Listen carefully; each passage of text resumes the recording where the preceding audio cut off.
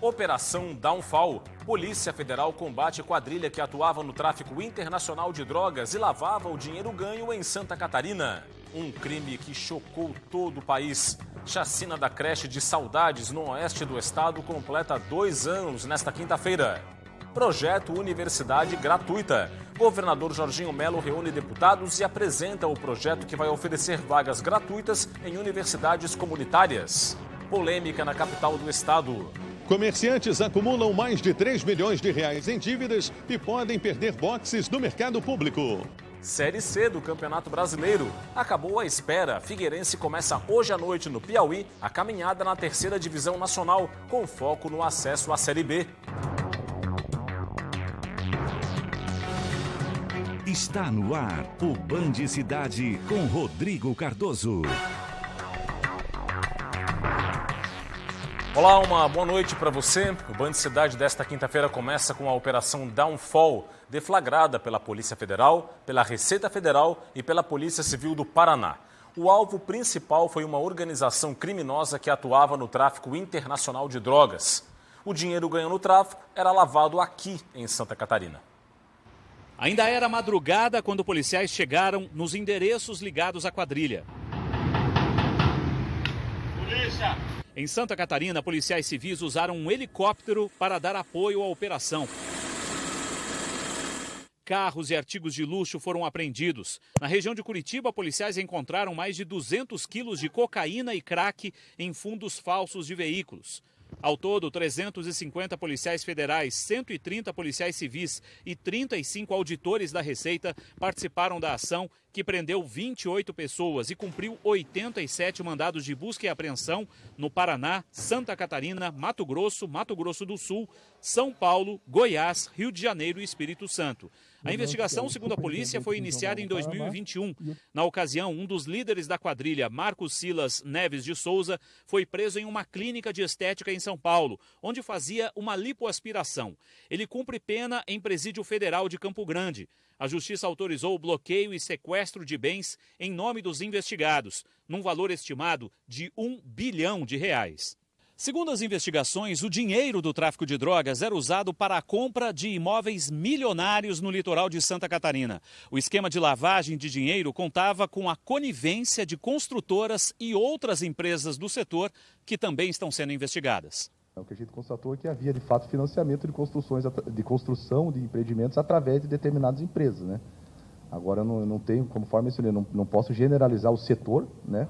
E nem falar de forma assim muito ampla que pode existir. Nesses casos específicos, conforme mencionou, a gente investiga fatos. Nesses casos, foi explicitamente constatado ali, né, que houve esse financiamento com o dinheiro do tráfico. 3 pessoas seguem foragidas. O grupo trazia drogas da Bolívia, que entravam no Brasil pela fronteira com o Paraguai. Além da distribuição interna, parte da droga era enviada ao exterior por navios. Por isso, criminosos atuavam no porto de Paranaguá para esconder a droga em contêineres. Passaram a burlar essa fiscalização que era feita na entrada do porto, entrando com a droga em cabines de caminhões e outras formas, colocando a droga nos contêineres dentro do terminal e embarcando. Policiais da Diretoria Estadual de Investigações Criminais deflagraram hoje a 2ª fase da Operação Estercorá. A ação ocorreu em 4 estados do país. 11 pessoas foram presas. Os policiais da Delegacia de Furtos e Roubos de Cargas da DEIC cumpriram 11 mandados de prisão e 11 de busca e apreensão nos estados de Santa Catarina, Pará, Espírito Santo e Paraná. A operação teve o apoio e a integração de forças de segurança dos 4 estados, além da Secretaria Nacional de Segurança Pública. Esse grupo criminoso, essa organização criminosa, também praticou crimes em outros estados, notadamente no estado do Paraná, onde praticava o furto de cargas diversas. A primeira fase da operação, ela foi deflagrada no mês de novembro do ano passado, resultando na prisão de 3 pessoas, num total de 5 indiciados, e com o aprofundamento das investigações, foram reunidas provas da participação desse grupo criminoso em ao menos 6 furtos praticados no estado de Santa Catarina, ocasionando um prejuízo milionário para as vítimas. Os integrantes falsificavam boletins de ocorrência das delegacias de polícia de São Paulo e do Rio Grande do Sul e mostravam os documentos falsos para os proprietários das cargas, para simular um roubo. Também eram falsificados documentos apresentados para os carregamentos que utilizavam até caminhões clonados. Pelo menos 6 casos foram praticados em Santa Catarina. Desde a primeira fase da operação, já foram presas 11 pessoas, além da apreensão de carros de luxo e caminhões. Uma das mais famosas clínicas de estética aqui de Florianópolis teve as atividades suspensas hoje pelo Procon Municipal. A Hoff Clinic de Anderson Silva fica na Avenida Beira-Mar Norte, no centro. Segundo o Procon, a interdição foi motivada por denúncias de clientes que se sentiram lesados. De acordo com o órgão de defesa do consumidor, a clínica comprava produtos de alto luxo para fazer harmonização facial, preenchia as seringas com outro produto de má qualidade, mas cobrava dos clientes como se aplicasse o material original. Além disso, os fiscais apreenderam produtos supostamente adulterados. Anderson Silva, que na verdade é dentista, negou as irregularidades e disse que não havia sido informado oficialmente sobre as acusações.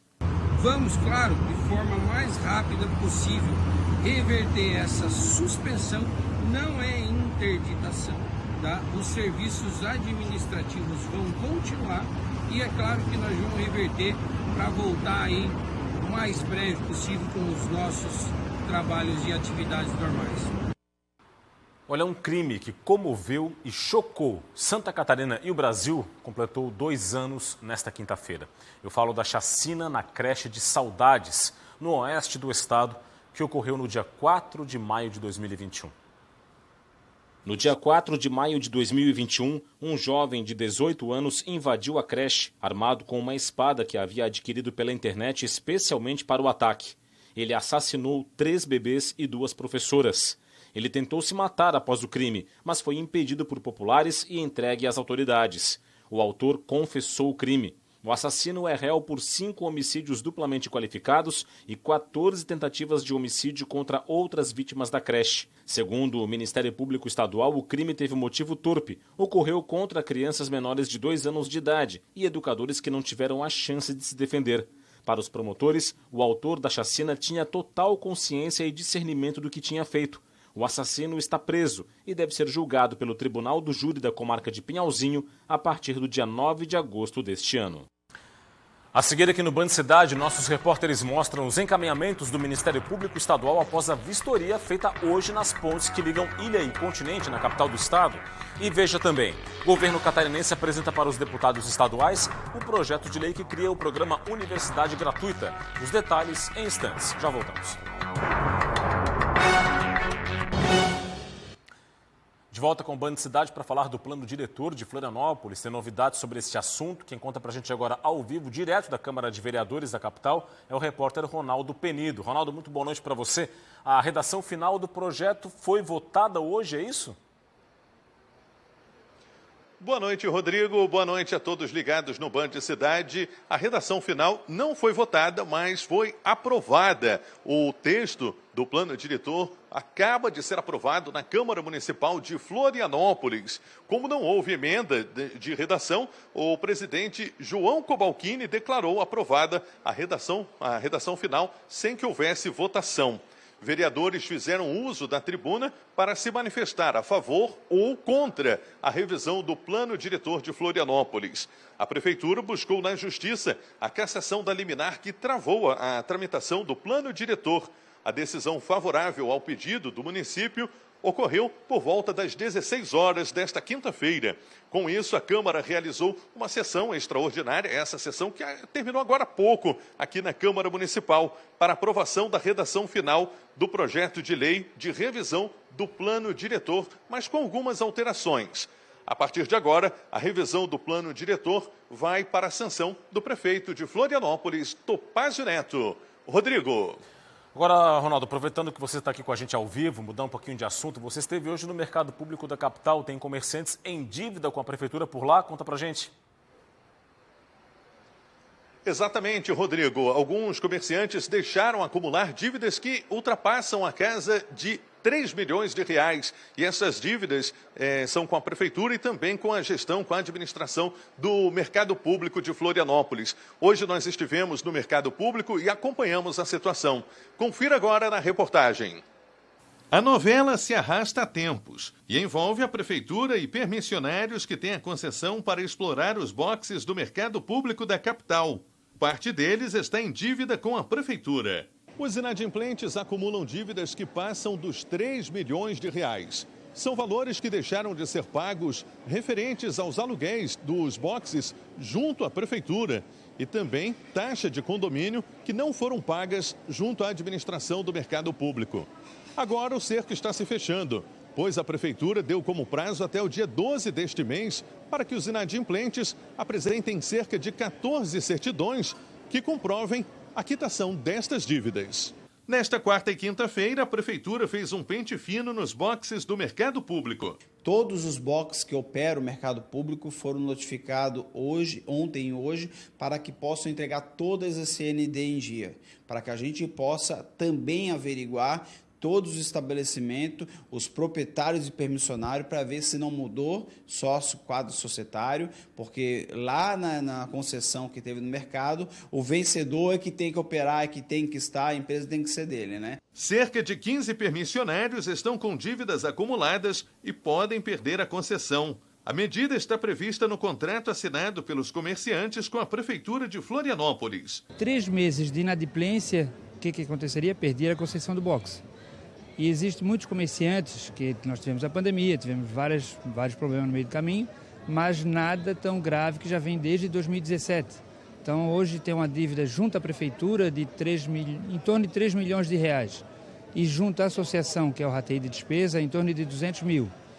Então é complicado. Muitos que estão aqui trabalhando se viram nos 30 para poder pagar e manter tudo em dia. E alguns não dão uma mínima importância, então está na hora de botar ordem na casa, né? Alguns deles tiveram o compromisso de parcelar e não cumpriram o parcelamento. Então, todo esse processo que a gente está notificando para pegar a SND faz parte de um processo para que a gente possa ter toda a lisura e não ter a oportunidade de um estabelecimento desse ganhar uma liminar e continuar trabalhando.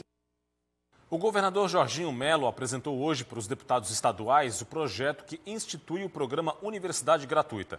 A previsão é de que o programa inicie no segundo semestre deste ano, após a aprovação pela Assembleia Legislativa. Em reunião na Casa da Agronômica, o governador Jorginho Melo e o secretário estadual de Educação, Aristide Simadon, apresentaram o projeto de lei do Universidade Gratuita. A meta é oferecer 75 mil vagas gratuitas em universidades comunitárias integrantes da ACAF entre 2023 e 2026. O investimento total deve passar de 1 bilhão e 200 milhões de reais. Passou no vestibular, tem número de vagas na universidade, ele vai ter acesso. Ele vai ter acesso dentro dos critérios pré-estabelecidos, né? Que é até 20 salários mínimos de renda familiar, toda a família, para curso de medicina, e até renda familiar de 10 mil para outros cursos.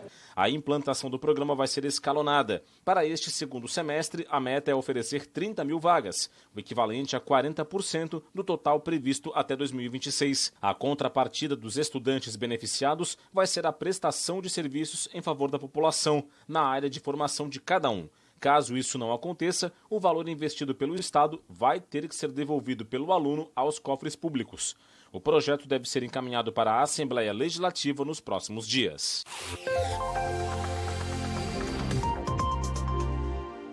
Áreas de baixa pressão entre Santa Catarina e Rio Grande do Sul mantêm a instabilidade do tempo aqui no estado. No mapa, a gente vê que a sexta-feira vai ter o dia com predomínio de nuvens, instabilidade e até condição de chuva, com o risco de temporais localizados, especialmente pela madrugada e início da manhã. Ao longo do dia, a gente pode ver no mapa que essa condição ela melhora, acaba sendo intercalada por períodos de melhoria. A presença da nebulosidade e da chuva faz com que as temperaturas fiquem mais baixas no estado. Na capital, mínima de 20, máxima de 24 graus. Em Joinville, variação entre 21 e 26. Em Blumenau, mínima de 19 e máxima de 23 graus. Em Criciúma, variação entre 20 e 23. Em Lages, mínima de 16 e máxima de 23. E em Chapecó, mínima de 17 e máxima de 24 graus.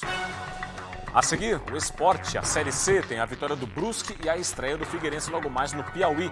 E na Série B, o Avaí levou 3-0 do Vila Nova em plena ressacada e o técnico Alex de Souza foi demitido. Detalhes após o intervalo. Até já.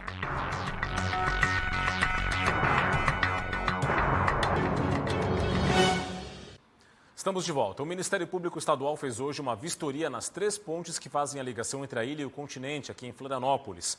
A inspeção foi motivada pelos constantes furtos de fios elétricos nas estruturas. A repórter Gabriela Mariotto acompanhou. Mais de 100 mil veículos passam diariamente pelas pontes Colombo Salles, Pedro Ivo Campos e Hercílio Luz, as principais formas de entrar ou sair da ilha de Santa Catarina. Mas a segurança dos motoristas fica comprometida devido a problemas na iluminação, causados pelo furto de fios, principalmente durante a noite. Desde que a fiação foi furtada, alguns trechos das pontes que ligam a ilha ao continente permanecem no escuro. Isso tem causado prejuízos ao patrimônio público e também insegurança para quem passa por aqui. Nós temos problemas em relação aos apagões, furtos de fiação que deixam as pontes às escuras, a queda de placas de concreto, problemas nos pilares e também problemas aqui na passarela que foi recentemente reformada, mas já apresenta grandes problemas estruturais. Então a gente vai fazer um diagnóstico a partir dessa vistoria para ver os encaminhamentos que serão feitos, ou administrativos ou mesmo judiciais. A recomendação da promotoria é que sejam instaladas guaritas na cabeceira da ponte com seguranças permanentes, o que, de acordo com o governo estadual, custaria aos cofres públicos cerca de 2 milhões de reais por ano. A Secretaria de Infraestrutura, ela já analisou esse pedido, está verificando outras possibilidades também, outras formas de contratação desse monitoramento, desse cuidado com as pontes. Atualmente, a Polícia Militar Estadual faz a segurança nas pontes. A Polícia Militar, de forma geral, tem feito atividades de inteligência estratégica, tem também atuado fortemente na questão de rondas preventivas na ponte e também no seu entorno. A Guarda Municipal tem cooperado nesse sentido também. Vários órgãos estão integrados nesse processo. A Prefeitura de Florianópolis, que é responsável pela iluminação das pontes, pretende adotar algumas medidas para evitar que o furto de fios de cobre continue. A ideia é concretar o cabeamento e na ponte Hercílio Luz seria substituir por a parte que foi roubada por cabo de alumínio, que tem um valor comercial menor, já que a ponte Hercílio Luz não permite a concretagem como na ponte Pedro Ivo.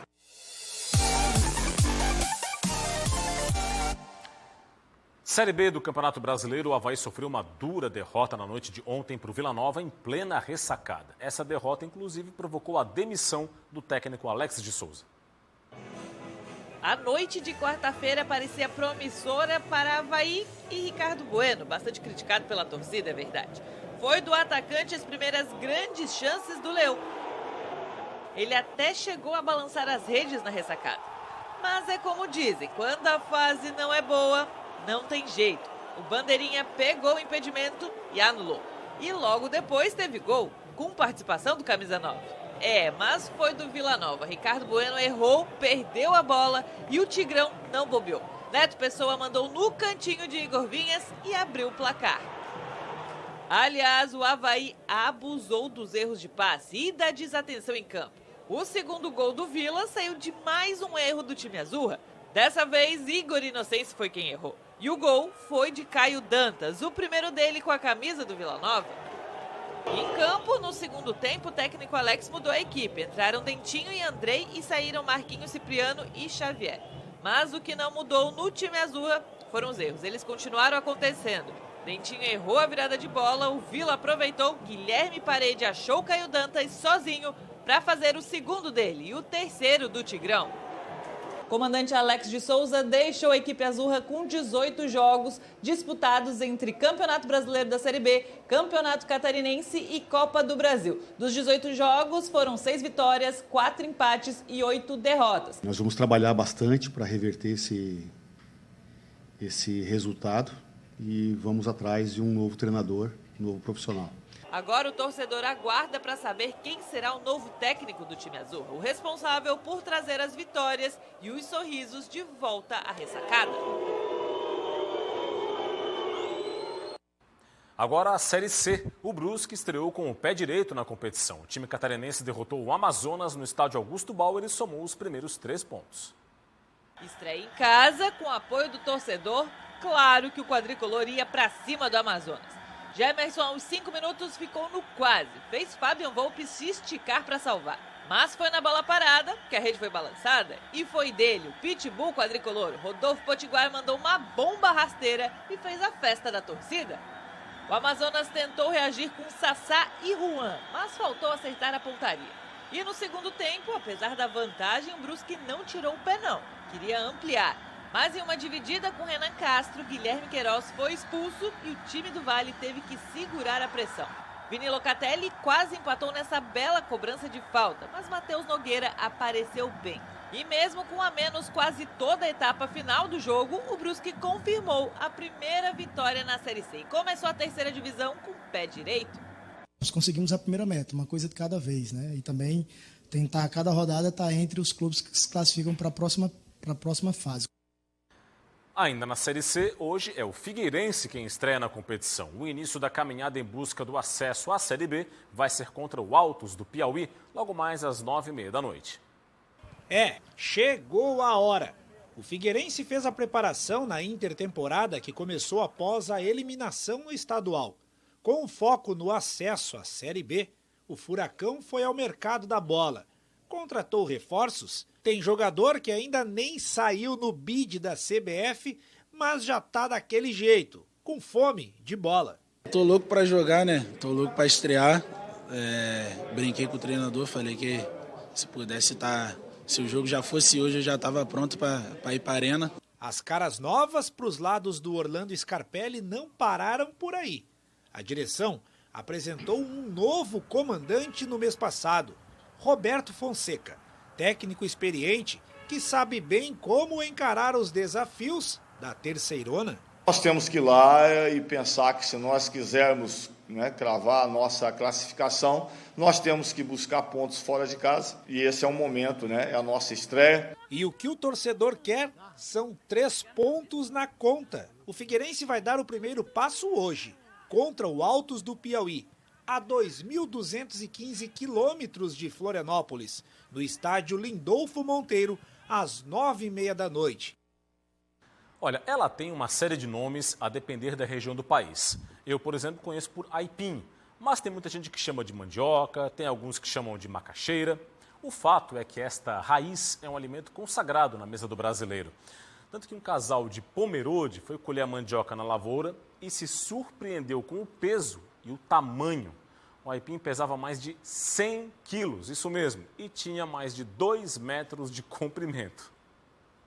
Eles colheram uma mandioca que pesou 112 quilos e teve raízes com cerca de 2 metros e 30 centímetros de comprimento. É um aipim que estava lá plantado há 7 anos, e sempre por indicação dos mais antigos na época, a gente era informado que esse aipim ele apodrece com o tempo, e aqui aconteceu o contrário.